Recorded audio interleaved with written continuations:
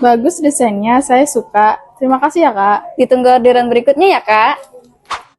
Siapa di sini yang suka desain itu tidak hanya cantik dan menarik, tapi juga bisa bikin bisnis itu laris manis? Saya.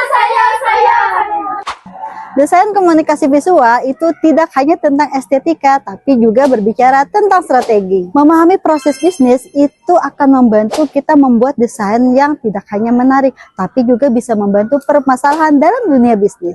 Desain komunikasi visual itu adalah seni dan ilmu dalam menyampaikan pesan atau informasi yang sangat efektif kepada audiens melalui elemen-elemen visual seperti gambar, tipografi, tata letak, warna, dan lain sebagainya. Nah, ini beberapa contoh karya desain komunikasi visual dalam kehidupan kita sehari-hari.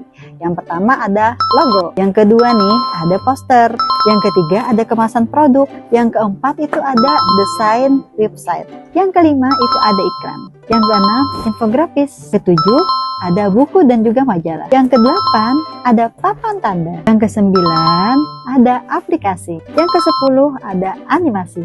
Adapun tahapan proses bisnis dalam desain komunikasi visual diantaranya yang pertama itu adalah briefing. Proses briefing itu adalah proses di mana kita menerima permintaan dari klien.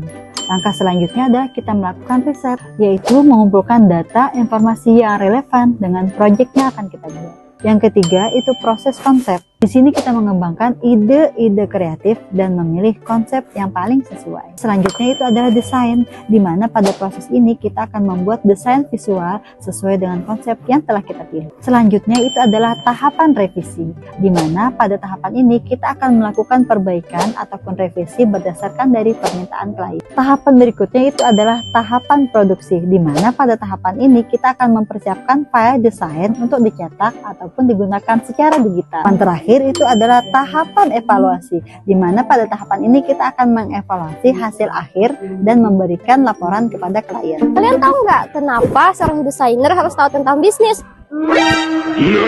Iya ya, kenapa ya?